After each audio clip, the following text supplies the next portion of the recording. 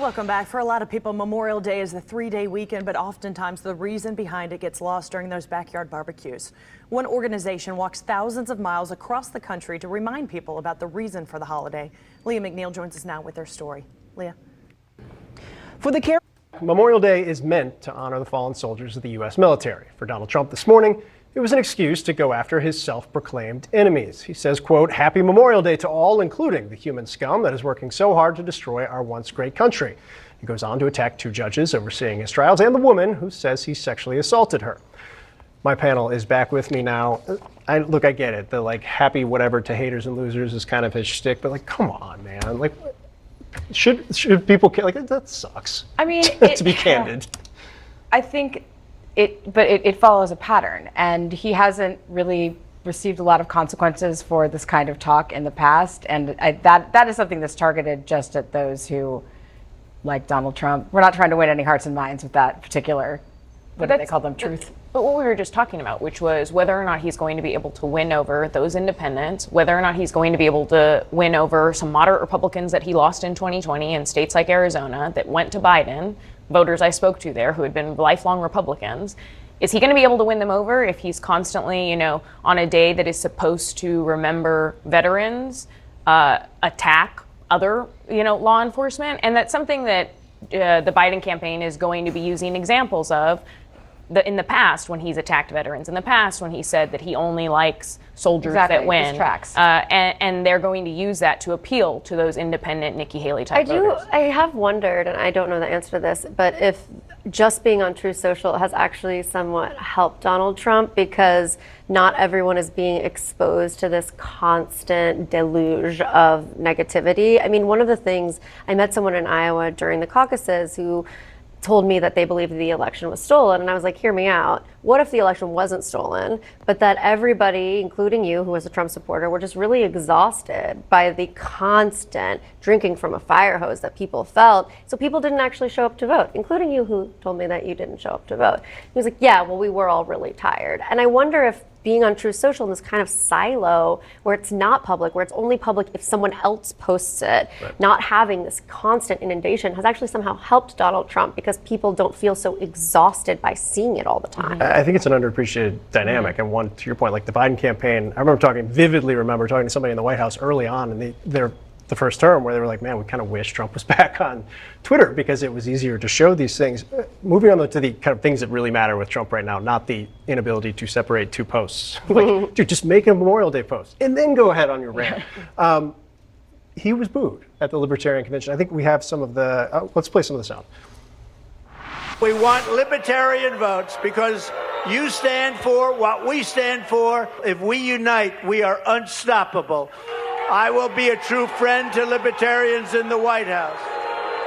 The Libertarian Party should nominate Trump for President of the United States. Whoa. Now, because we're talking about social media, we should be very clear. Trump did post on Truth Social that while he didn't file the paperwork to become the Libertarian candidate, he absolutely would have gotten it if he wanted it, which didn't seem true based on the crowd response. What did you make of that? Does it matter? I mean, it does, especially when he's going out trying to talk to a particular group of people, libertarians, when he's gone to even speak at different events like you had a few months ago when he tried to speak to black voters and saying, hey, this is why you should vote for me. I think this is just a very messaging of where he has to tailor it more. And there is that question of what can you do for me? What is that vote if I cast it for you? What am I going to get returned? And you see that reception, not as warm as he anticipated. If you've gone to a Trump rally where he almost feeds off of the cheering, the almost that really boasts his confidence, that really sets him apart, where he kind of goes into his talking points. So you see that this is not the reception that he's used to getting when he's out on the campaign trail at his rallies, where he's surrounded by supporters. I think he also, his appearance there had everything to do with someone else's appearance there, which is RFK Jr., who they have increasingly gone after in the Trump campaign, and who they see, this is someone that could cut into Trump's margins, because the people, if you're a Trump supporter and you're mad about the lockdowns, you're mad about what happened during COVID, and you like vaccines. the vaccines, and you like the anti-vaccine message that you're hearing from the Kennedy campaign, you're Donald Trump's campaign. You got to be a little bit worried about that, which is why he's calling him, a leftist lunatic, and et cetera, et cetera, et cetera. So I think it's clearly one element of it. But throughout, as they've kind of wandered up to this, I think they knew what was going to happen when Trump went there. And by they, I mean the kind of La Savita, Susie Wiles, brain meld. They also know numbers. And in 2016, Gary Johnson, who's a Libertarian candidate, took 3% of the vote in a state that I think Hillary Clinton won by less than 3%. Those are numbers. Those are votes that matter. Is that driving this? I think that, again, they didn't know what they were walking into. And at the end of it, his speech was 30 minutes. I mean, have you ever seen Donald Trump speak for 30 minutes? Usually it's a flat 90 and then over that if he's having a good time. So 30 minutes, in and out, at one point he was heckling them.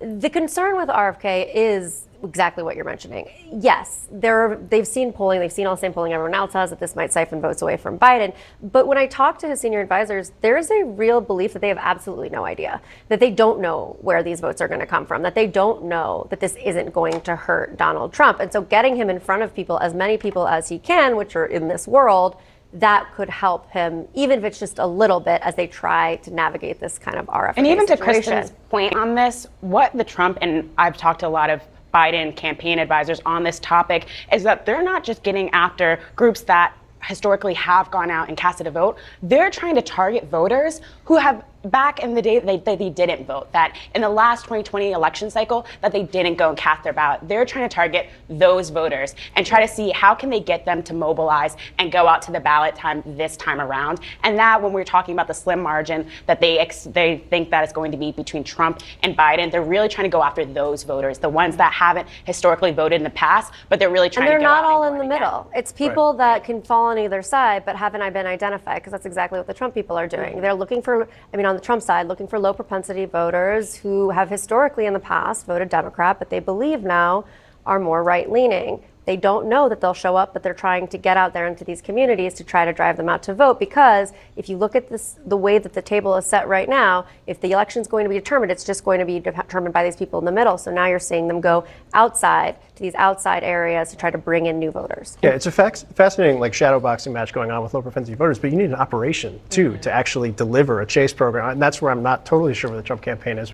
A business built around the image of Donald Trump that in reality is bleeding cash like it's a rare Trump steak, consumed by headlines of criminal misconduct tied to illegal backroom deals and flooded by a barrage of lawsuits. The presumptive Republican presidential nominee has had a long and sordid business career, and what we're witnessing with Truth Social harkens back to a specific chapter in that career, one more than 2 decades ago. As we speak, Trump's accountants warn the social media company is on borrowed time due to huge money problems, leading people who cover finance to say stuff like this. And what you have is arguably the most hyped up, wildly trading new stock that we've seen in a heck of a long time. Meanwhile, just today, a pair of big investors in the company pleaded guilty to insider trading, and Trump's own company is suing 2 of the co-founders, both former contestants on The Apprentice. Andy, you're fired. Wes, you're fired also. But flash back to the 90s and swap social media for the Atlantic City boardwalk, and you'll see some similarities. The headlines then were about Trump's casinos bleeding money. In the past few months, it has seemed that the clock was always ticking for Donald Trump. This is deal after deal soured. The latest focus of attention, the mammoth Taj Mahal hotel and gambling casino in Atlantic City. It is big, it is glitzy, and it is in a financial hole. The future president found himself consumed by lawsuits over everything from unpaid bills to his own bondholders upset over allegations of fraud, even over who owned the sign outside his Taj Mahal casino. And yes, there were also legal concerns about shady deals. Through it all, the IRS found one Trump casino broke anti-money laundering rules a whopping 106 times in its first year and a half of operation, while another casino admitted it broke the law when Trump's father bought $3.5 million in gaming chips he never planned to gamble and what amounted to an illegal de facto loan to his son. And just like he's doing with Truth Social, in the midst of it all, Trump headed to Wall Street to cash in. Donald Trump is gambling investors want to bet on him again. This is just the right time, and it's the right time for this industry. The stock offering and a related junk bond deal are raising nearly $250 million. And yet the lesson from Trump's time in Atlantic City is that for him, things turned out okay. As the New York Times notes, Trump put up little of his own money, shifted personal debts to the casinos, and collected millions of dollars in salary, bonuses, and other payments. And the burden of his failures fell on investors and others who had bet on his business acumen. The Times found that stock and bondholders lost more than $1.5 billion. So will the lessons from Truth Social be the same? I'm joined now by Dan Primack, business editor for Axios, who specializes in the kind of market manipulations that we are seeing around Truth Social.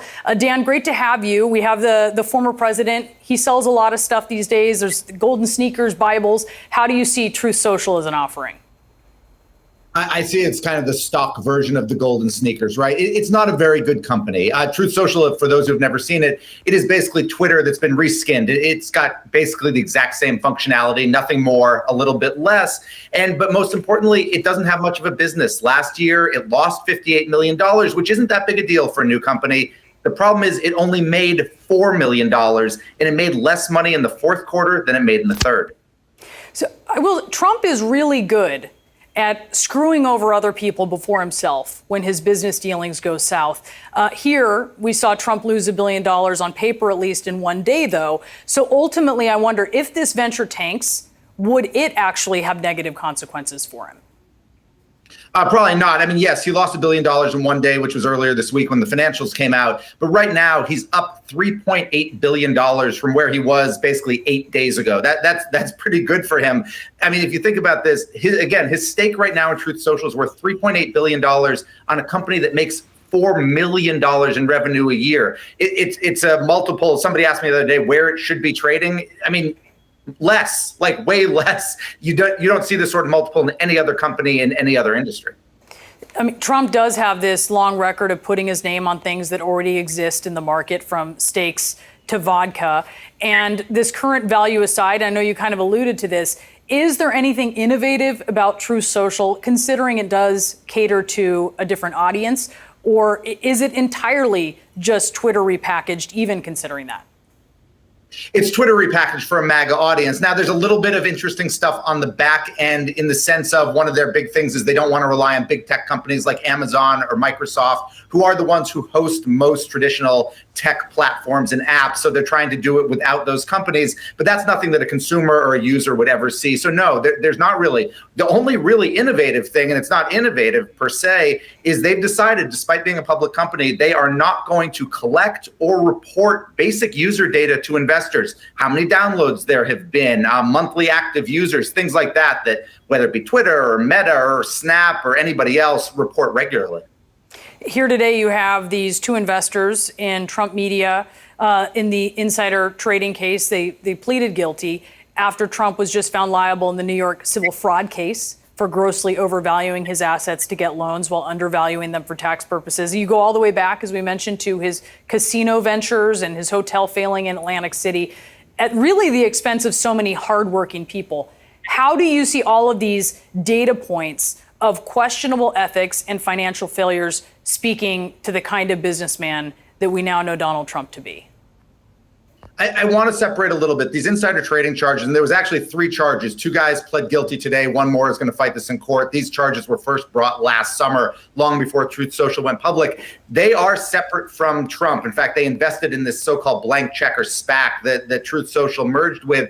It is notable, though, that when most companies, young tech companies, go public, they don't typically have a slew of lawsuits around them, even if it's not specific to the founder, to the CEO, or in this case, the majority shareholder, which Trump is. There's just this air of litigation which revolves around this. The 2 co-founders you showed there from The Apprentice, who aren't the insider trading guys, these are different. They sued Trump first, and now Trump is suing them back. There is litigation with the former CEO of the blank check company that has gone back and forth. So there's just an enormous amount of litigation. And honestly, in the end, Truth Social, when we look at its financials, it's probably going to spend as much on lawsuits as it is on anything else. Yeah, we'll have to see how that math adds up. Dan, we know that you'll be on it when we see all the numbers. Dan Primack, thank you. Thank you. Donald Trump has failed. The presiding judge denying his latest Hail Mary attempt to delay his criminal trial in the hush money case in New York. The presumptive Republican presidential nominee's lawyers are trying multiple ways to delay. All of those motions are also expected to fail. Trump's first criminal trial is expected to begin on April 15th. In the meantime, in the Mar-a-Lago classified documents case, special counsel Jack Smith's team is holding nothing back. Prosecutors questioning whether Judge Eileen Cannon fully understands the case. In a new filing, Smith's team tells the judge that she is operating under a, quote, fundamentally flawed legal premise, one that had no basis in law or fact. Here's the issue here. In an order that shocked veteran legal analysts, the judge asked both sides to present possible instructions for the jury. Instructions, I should note, in which Cannon appeared to accept Trump's claim that he had the authority to take classified documents when he left the White House by declaring them to be personal. Prosecutors say essentially that's ridiculous. Highly classified government documents are not personal, and they tell her the Presidential Records Act she references has nothing to do with this case. I'm joined now by Brandon Van Grack, who is senior prosecutor for the Mueller investigation, also a senior national security official at the Justice Department. This is so interesting here. I have to ask, how unusual is it for a prosecutor to do something like this and just be so pointed in a filing like this with the judge? It's unusual on top of unusual. Like the fact that we're talking about jury instructions in a case where we don't have a trial date, like that alone is unusual. And I think what you're seeing in terms of the sort of harsh tone in the government is the fact that the judge is asking for jury instructions on an issue that is dispositive. Like it actually, and the government says this, it would determine the case. You don't need instructions, just determine it. That's right. So walk us through this, the jury instructions and what is happening and what this decision is. Yeah, and so part of this is the frustration of rewinding, which is the issue before the court is an issue that the defendant raised, which is you should dismiss this case, dismiss it outright, because under this Presidential Records Act, removing these documents from the White House made them personal and I cannot be charged. And that would be dispositive. The government actually agrees. If that is in fact the right interpretation, the verdict should be directed to the defendants. Rather than making that decision, the judge is sort of, I think, wrestling with how important that decision is. Because think about the other way, which is if the court rules against the former president, this has been his central argument in filings and in public, which is, I have the right to do this. And if she rules that he doesn't, then it deprives him of that argument. And so it's looking for some sort of Solomonic compromise. The court said, well, maybe we can handle this in the instructions to the jury. And what the government said is, there's no reason to do that. Just decide it now. Brandon, why is this so hard for this judge in your interpretation? Is it because she's pretty new at this? Well, yeah, I think there are a few things, which is part of this could be inexperience, but we are dealing with issues that very few judges have had to deal with before, period, regardless of experience. And so, I think it is important to take a step back, which is many of these issues are new or sort of rarely adjudicated. However, this particular issue is one where it seems pretty clear in the law. And factually, as the government paints, there's no basis for fact. And so I think you're also just seeing the court wrestle with how important it is. There's no reason for the judge to rule on anything else. This decision is really dispositive, I think, to both parties. How do you expect she will respond? How do you think she should? Hard pass on trying to predict what's going to happen in this case. But what I will say is, again, I think it's really important. There are many pending motions and issues before this court right now. Most of them are not dispositive.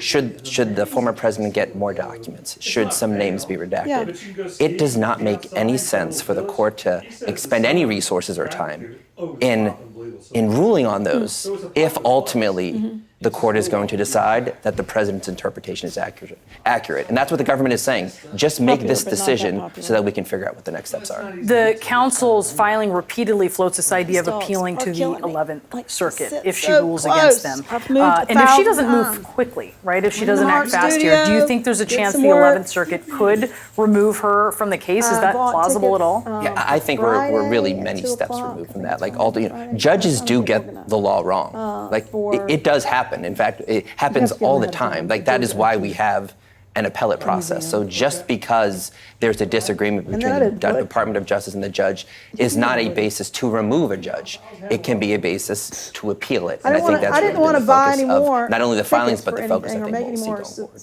Brandon Van Grack, thank you so much for taking us through this. We do appreciate it. No president or former president has ever faced criminal charges. So let's bring in CBS News election law contributor David Becker to give us his analysis of this case. So David, we just said that in the introduction, right? That this is unprecedented because we've never been here before as a country. So I don't want to ask you what's at stake here, but let's talk about what the justices. Well, that's what I'm saying. Okay. Based on what we know about how they rule and how they consider the Constitution and the law, what can we surmise those things are filling up. They can you are see sort if you of can processing do that as they one, consider the one these on arguments? our urban travel? Well, we can't hear. David, we can't hear you. Well, it I'm not wasn't sure filled if up when I looked the at it. audience can hear you. That one.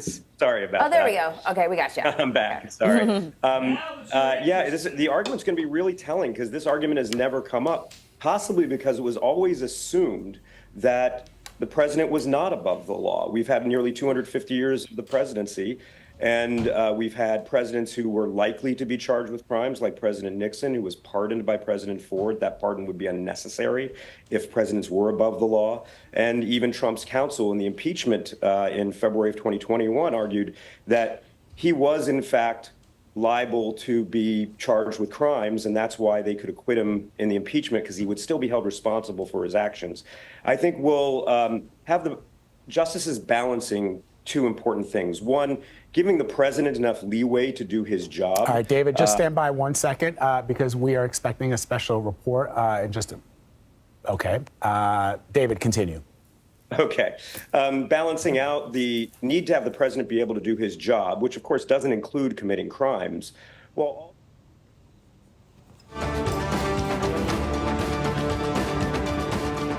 This is a CBS News special report. I'm Nancy Cordes in Washington. We are coming on the air for an unprecedented case before the Supreme Court today. Just moments from now, the 9 justices will hear oral arguments over whether former President Donald Trump is immune from criminal prosecution for any or all actions taken while he was in office. Trump's defense team made this argument after he was criminally charged with plotting to overturn the results of the 2020 election. And the outcome of this Supreme Court case